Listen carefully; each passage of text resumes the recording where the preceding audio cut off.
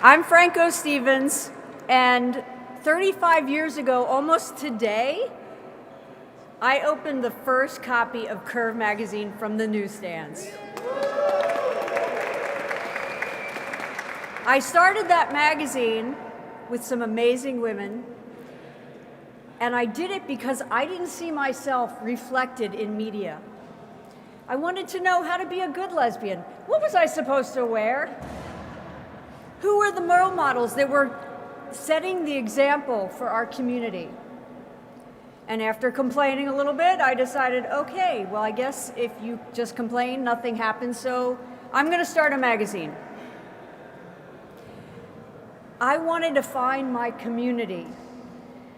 Now, 35 years later, here we are with all of you. I am so grateful to be in community with such incredible leaders, and thank you for joining me. So, about 4 years ago, I donated the magazine to the newly formed Curve Foundation, which is the only national nonprofit that uplifts queer women's culture and stories. My wife, Jen Rainin, and I founded the foundation with the sole mission of uplifting the queer women and non-binary people's stories in our community. Because too often we have been erased, we have been overlooked, and we have not been centered. Today and this week, we're being centered. So, at the core of the foundation, we want to make sure that our existence is centered. So I want to point out a couple of people in the audience that are celebrating some incredible milestones. I want to ask Kate Brown, to just say hi. Thank you for 50 years of Dykes on Bikes. Thank you.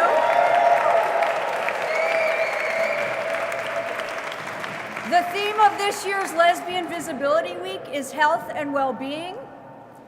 And I want to give props to Dr. Marcy Edelman. Where are you, Marcy? Commissioner of the California of Aging. And I'd like to give a special shout out to the Curve Power List honoree for 2026, Honey Mahogany.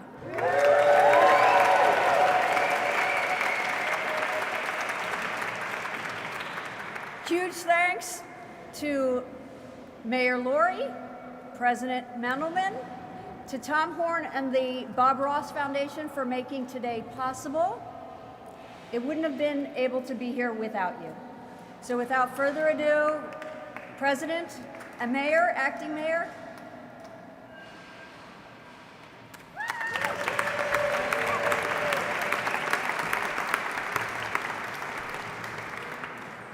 This is one of the very, very best events in City Hall.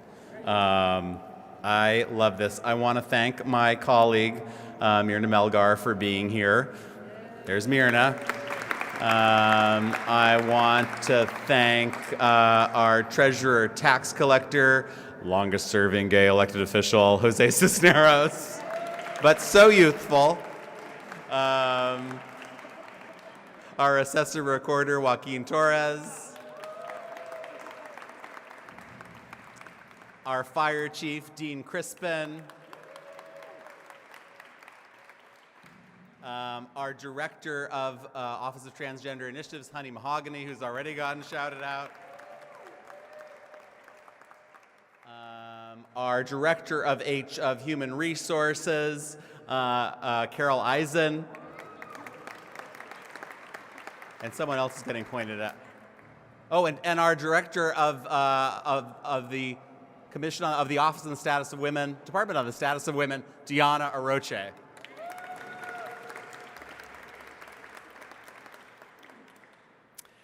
Mayor Lurie, and happy Lesbian Visibility Week, everyone. Now, Mayor Lurie definitely wanted to be here. He, however, is taking his first international trip and is busy reinforcing our sister city relationships across the Pacific. That's the only thing that would have kept him from being here. And I do really want to thank his team for coming through and all the work that they did to make this possible. So thank you, Room 200, for your work on this event. His loss, though, is my gain. And I, as acting mayor today, have this great privilege and distinct honor of welcoming you all to the mayor's balcony. On this week, we acknowledge a basic truth that is sometimes forgotten, which is that lesbians make the world go around. And they certainly make San Francisco go around. This city would collapse without the lesbians. As I look around this room, and some of you have already, this grand space, this grand civic space, some of you have already been shouted out, but I see, Marcy Edelman, not just on a state commission, but like the godmother of queer senior housing and the founder of Open House.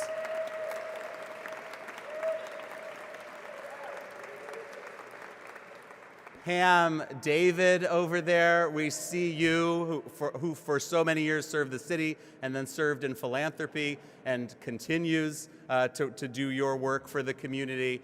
And then the iconic, yes, Pam David. The dangerous part about this game is once you start, you're definitely not going to get everyone you should.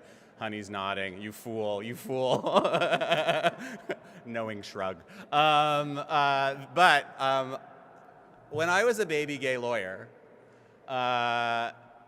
there still is, but there was a woman who was just the model of queer lawyering, who was so exciting for all the law students and young lawyers. And her name is Kate Kendall, and she is here. She got us so many rights. And she's still doing the work at the Gill Foundation. Thank you, Kate Kendall. And I'll quit while I'm behind and keep going. I want to say a word about Franco. Nope, don't do it. Nope, I'm going to do it. Last year at the Board of Supervisors, we got to honor Franco for the Curve Foundation, for Curve Magazine, for all that you have done to lift up lesbians and queer women. And I've known you for a couple decades. I got to work with you more as you really determined that Lesbian Visibility Week in San Francisco and beyond needed to be a bigger deal.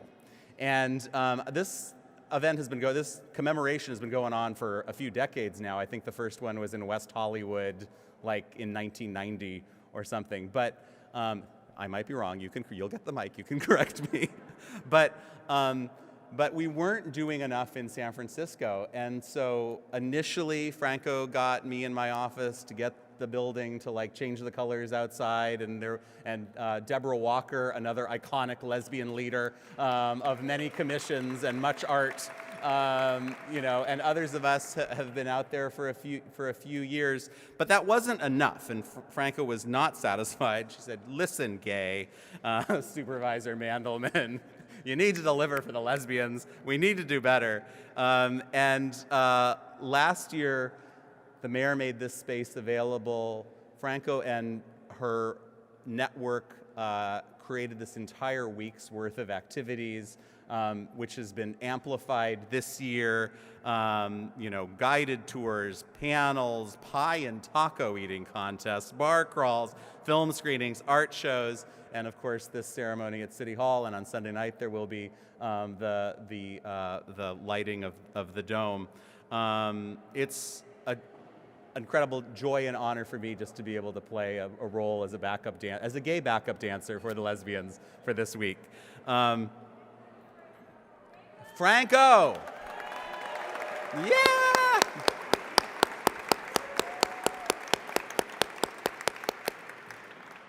And of course, Tom has already gotten a little thank you, but I want to amplify the thank you for Tom Horn and the Bob Ross Foundation, because every time we need to do something queer in this building, Tom answers the call and finds a way to help support it. And we're so grateful to you, Tom Horn. You're amazing. So thank you, Tom Horn. Another iconic lesbian, Olga Talamante. I see you. Got myself out of a little bit of trouble, but I still know I've left too many out. And the last thank you I want to give before I do two more things. I want to thank my chief of staff, the very, very, very lesbian Sophie Marie. Wave. She's so embarrassed. It's terrible. It's like having the worst gunkle in the world. There I am. She's very embarrassed. Good. And then the other thing I do before I introduce the iconic Susan Leal, very iconic, is that I'm gonna do what the mayor would do if he were here.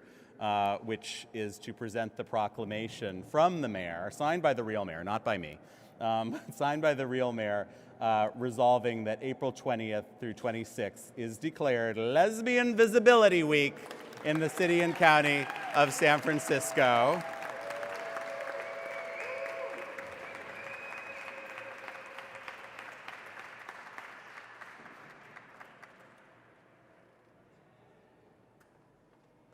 All right, and then lastly,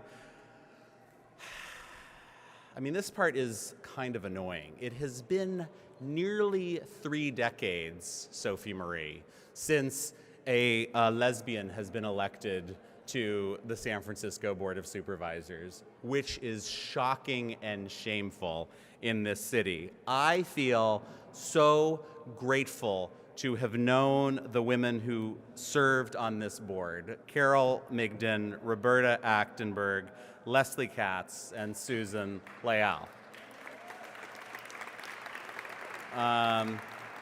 Each of them were extraordinary in their own, and they are extraordinary in their own ways. And each of them, and as I said, I have learned so much from each of them. Now, Susan, I have a special kind of connection to, I think, because Susan, after having been appointed to the Board of Supervisors and gotten reelected in her own right, and then gotten herself elected to be the city's treasurer tax collector, ran for mayor in 2003. And I was just beginning to think about San Francisco politics and thinking about, how to get involved. And there was this campaign, and there was this woman that I just agreed with on so much and felt like would be so competent and effective and would provide such good leadership to the city. And so I became one of the super volunteers on that campaign and got to know Susan and her wife. Sadly, that race did not go the way that we wanted. But Susan went on to serve the city as the general manager of our PUC. She has been a writer. She is currently serving on our airport commission, and she regularly dispenses advice, direction, guidance to me, for which I continue to be grateful. And so I would like to introduce to you, I think, the last lesbian who served in an elected office in San Francisco, which was, not to say that it was too long ago, but it was too long ago. Susan Leal.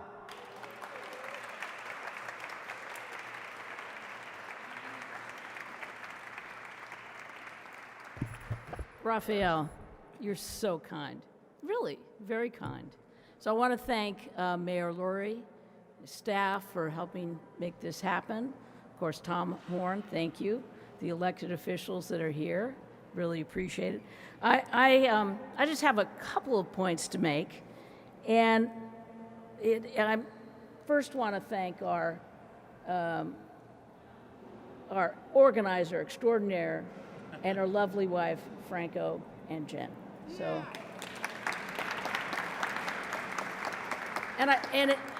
just a couple things I think we need to to focus on are those gals that came before us. I'm not gone yet, but I'm just thinking of those that came before us, like Dell and Phyllis, Sally Gerhardt, and a couple that left us too soon. We've got, where's Marcy?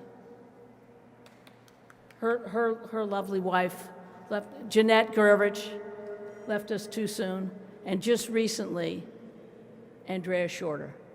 And Andrea was really quite wonderful. She was a real sweetheart to me, but she was also one of those people that would call it and tell you just what was happening, okay?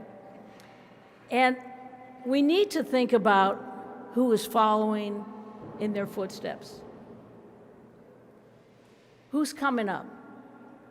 And I'm very concerned about that. The fact that, and thank you for this week, but the fact that we have to have a visibility week in City Hall.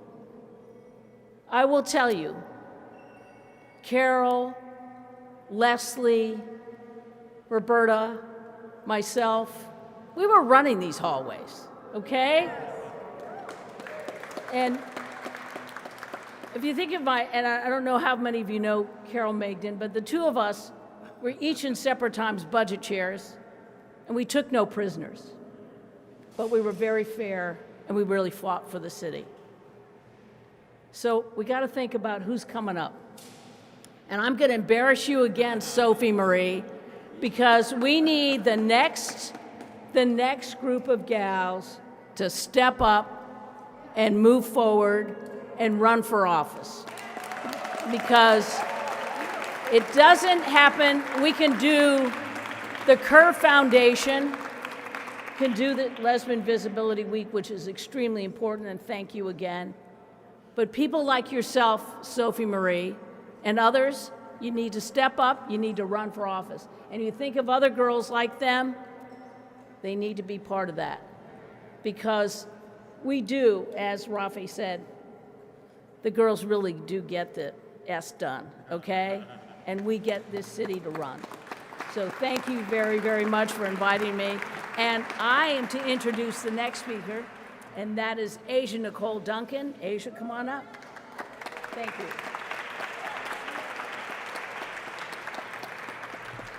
Thank you, Susan. Thank you, Board President Mandelman. Thank you, Franco, for putting this on.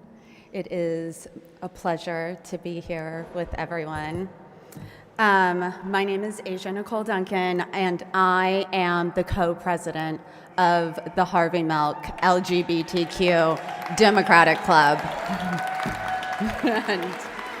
And, to me, lesbian visibility isn't just about being seen. It's about being recognized for who we actually are.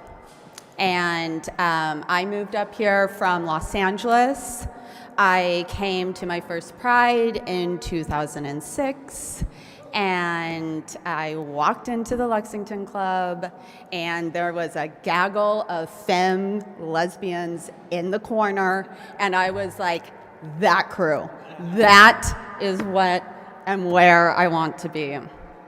And so I moved here, and I was up here by 2007 at the Lex, being a DJ, being in nightlife. That took me all around the country, DJing for Pride, DJing here in San Francisco for Pride, and being a DJ at Hot Pants, Stay Gold, at El Rio, The Stud, and also it brought me to getting politically active. I was also a dancer at the Lusty Lady, and from being at the Lusty Lady, that brought me to Milk Club. And through there, we are celebrating 50 years this year of our club, and there is a long list of presidents and co-presidents before me, 39, Mandelman, Honey. We all come from it, but sadly, I am only the 11th lesbian to be a co-president of the Harvey Milk Democratic Club. And that's not because we lack leadership, but because too many of us haven't been brought into power, supported, or seen as leaders. And that's exactly why visibility matters. It builds that bench. And the Harvey Milk Democratic Club was built, like many movements, to expand the tent and to make sure those pushed to the margins had a place inside. Because lesbians, especially LGBTQ women, have often known what it means to be left out, even without our own movement. When Harry Britt was sworn in as supervisor on January 10th, 1979, in his speech, he said, "We must build a women's presence in the club in recognition of the fact that there is a single struggle going on against sexism. And we must recognize that there are wounds to be healed in our community. And because of that history, our work has to be intersectional. It has to make space for complexity. And that is the fact that I am standing here before you today is a testament to our own commitment to visibility, a commitment to evolving and including more of us. And to recognize that not every LGBTQ plus person experiences the world the same way, especially in this political moment. My story includes joy, culture, leadership, and moments of harm, but it's not the whole story. And the full story is that I'm still here, visible and leading and helping to create space for others to step into their power. And I will keep on fighting for the underdog, for visibility and for representation, and for those who can't always advocate for themselves. Because when we get visibility right, we don't just see each other, we make room for each other. Thank you. And then do I introduce you, Ben? And then I am supposed to introduce Dana or Dana? Yeah, surprise, surprise. Thank you, thank you. My name is Dana Pickley. I'm not from around these here parts, but I am so thrilled to be visiting you from Portland to celebrate Lesbian Visibility Week.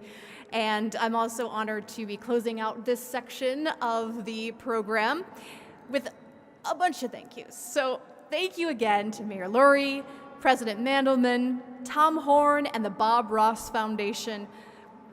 Without you, this event would not have been possible. Thank you for centering the LGBTQ plus women's community and Lesbian Visibility Week. And thank you to Horizons Foundation and their Community Issues Grant, which is helping propel this work forward. We have lots more planned for Lesbian Visibility Week San Francisco. Join us tomorrow for a virtual panel Beyond the Rainbow discussion about the power and impact of LGBTQ plus women in sports. The Sapphic Bar Crawl of the Castro tomorrow from 5 to 10. Friday's virtual panel focused on the intergenerational differences in the language we use to describe ourselves. Also on Friday is the Lesbian Power panel of the Conjuring Power art exhibit at the YCVA, the Ultimate Lesbian Taco Eating Contest at Ricky's Women's Sports Bar. And on Sunday, we are featuring Dykes, Camera, Action with Frameline at the Roxy, followed by the lighting of San Francisco City Hall and the honoring of local heroes at 7 p.m. All of this information and more can be found at lesbianvisibilityweek.org. And if you would like to support the work of the Curve Foundation, you can make a tax-deductible donation at lesbianvisibility.org. On behalf of the Curve Foundation, happy Lesbian Visibility Week, everyone.